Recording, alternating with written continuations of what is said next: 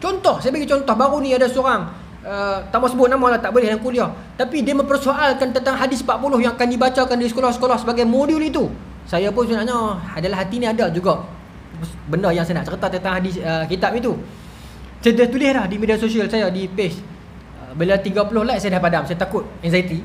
Saya ingat saya nak cerita malam ni lah. Bila kita bercakap dia lebih mudah orang faham, betul tak? Bila tulis kadang-kadang orang takut dia salah faham.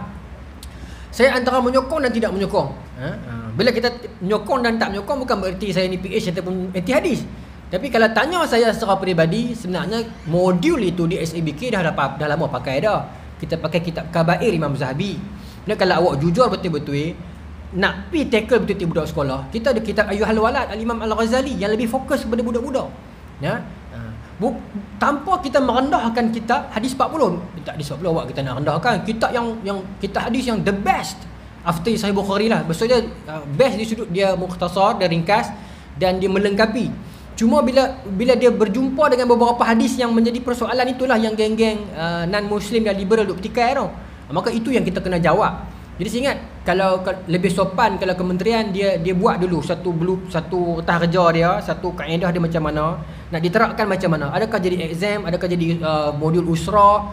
Okay, bila berinteraksi dengan hadiah-hadiah macam ni, kita nak jawab macam mana. Jadi kita dah ada jawapan dah. Ya. Tapi kalau saya menyokong pun betul juga. Contohlah ada hadis yang Nabi kata apa? Inni umirtu an uqatilan nas tu. Aku disuruh untuk memerangi manusia sampai mereka berkata la ilaha illallah tu. Hadis tu banyak daripada bersoalkan sekarang di media sosial. Tuan-tuan, kalau saya nak jawab, kalau saya ni orang kementerian, saya nak jawab apa? Sebab itulah kami nak ajak hadis tu di sekolah. Sebab kalau kami tak ajak hadis tu di sekolah, hampa akan jumpa juga hadis tu di luar. Orang Melayu, orang Islam akan jumpa juga hadis tu di luar. Jadi dia akan faham cara dia baca sendiri. Dia tengok maksud, oh kena perangi manusia sampai mengucap, maka dia akan perang. Allah minta maaf. Maka dia akan perang. Kan? Sebab tu kami orang masuk kat sekolah agar bila cikgu ustaz-ustaz ajak ni perang ni bukan makna perang nah. Waqatil ni dia wazan dia yang fa'ala mufa'alah tu. Bermaksud dia two parties, dua pihak. Dia bukan aqtulu, aku perangi kamu. Tu one way, aku pi serang, attack you, tu uqatil.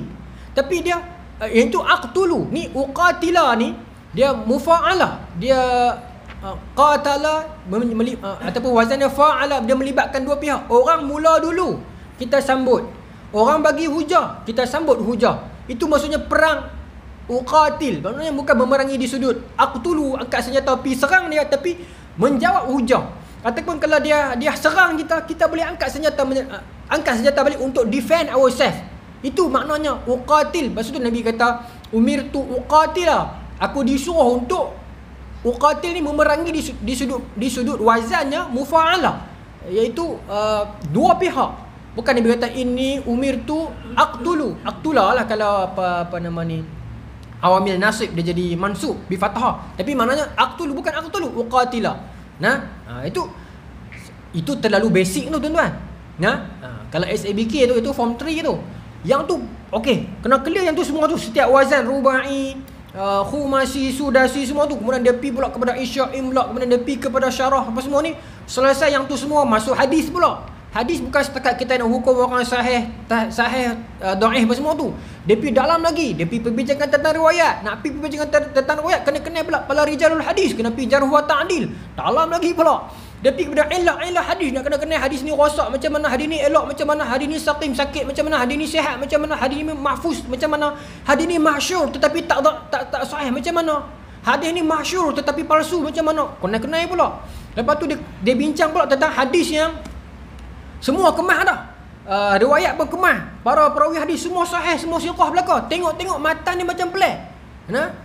Sebab tu Ibn Jauzi kata iza ra'aital hadis yubayyinul ma'qul yukhalliful manqul yukhallidul usul fa'lam annahu hadisul mawdu'. Oh, macam semangat malam ni tinggal sebulan. Mana hadis tu semua kemah dah. Tiba-tiba matan dia macam pelik sangat. Macam Nabi suruh berbaik-baik dengan ayam jantan. Ada, hadis tu semua ada.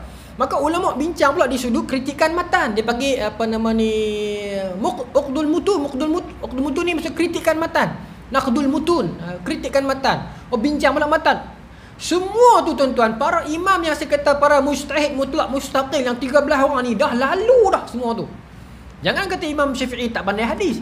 Jangan kata Imam Syafi'i tak faham hadis. Kata Imam Ahmad mazhab Ahmadi, Imam Ahmad kata rahimallahu Syafi'i, Allah merahmati Syafi'i, laula Syafi'i la na'riftu fiqhul hadis. Kalau bukan kerana Syafi'i, kami tak pandai fiqhul hadis.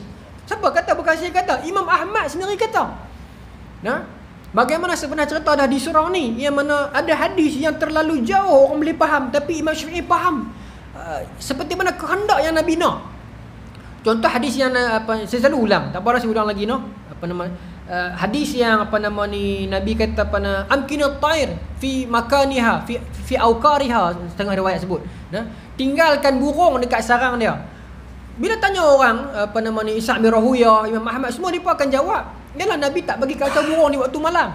Memang Nabi sebut amkinut tair fi awqariha ataupun fi makaniha, tinggalkan burung dekat sarang dia ataupun dekat tempat dia. Dan tak salah juga, tak salah pemahaman itu. Tetapi Imam Syafi'i pemahaman dia menjangkaui benda tu, beyond than that. Satu hari bila Ishaq bin Rahuya dengan Yahya bin Ma'in dengan Imam Ahmad pergi di Baghdad. Maksud di Baghdad kan? Nanti bukan di Baghdad. Saya ingat saya di Mekah masa tu. Imam Syafi'i dia main Baghdad, dia balik di Mekah, dia balik main Baghdad balik. 3 kali Imam Syafi'i berulang di Baghdad. Jadi kena tengok betul-betul satu-satu anekdot dia. Baik. Bila ditanyakan kepada Imam Syafi'i kata hadis tu bukan maksudnya begitu. Tapi hadis tu maksudnya Nabi tak bagi tilik nasib. Tu dia nak nampak. Zaman dulu orang jahiliah sebelum keluar rumah, Nabi meminang orang ke apa, dia bakal lepas burung. Kalau burung tu pergi kanan, maka boleh pergi kerja ke, nak pergi meniaga ke, nak pergi meminang ke. Kalau burung tu terbang kiri, maka balik, tak jadi. Percaya kepada benda-benda sial. Maka Imam Syafi'i kata hadis tu betul-betul Nabi nak habaq kata apa? Nabi kata tinggalkan penilikan nasib. Jauh tak tuan-tuan? Jauh, dan kefahaman itu sangat jitu. Jadi fiqhul hadis tu Imam Syafi'i sangat power lah. Fiqhul hadis ni start pada zaman Imam Ramahun Muzi kurun keempat. Dia telah bukukan balik dalam Muhaddisul Fasil bainar rawi wal wa'i. Serta tu saya ambil dalam buku tu lah. Bagaimana depa ni boleh simpulkan, depa boleh ambil waqul fiqh daripada hadis. Siapa ada ilmu tu? Ramal Imam Ahmad pun ada, tapi Imam Syafi'i pakar. Tanpa saya merendahkan imam lain. Ada ustaz mana tak tahu mai pada bukan Malaysia dia merendahkan Imam Abu Hanifah.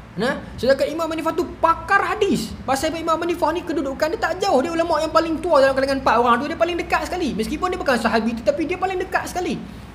Imam Hanifah meninggal 150 Hijrah. Jadi Imam Hanifah tak guna banyak hadis. Dia tak guna banyak hadis sebab dia pakar hadis. Itu ayat yang jawapan paling tepat. Bukan saya paling tepat, jawapan dia paling selamat. Sebab Imam Abu Hanifah duduk di mana? Di Kufah. Kufah ni tuan-tuan, maaf sebut, kawasan orang menipu. Kawasan orang menipu banyak.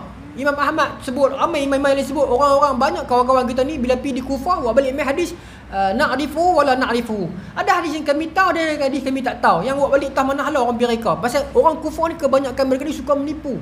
Depa ni lah yang scam Imam Sayyidina Husain, suruh pergi di Kufah. Kononnya nak angkat Sayyidina Husain, bila Sayyidina Husain sampai, depa tinggal.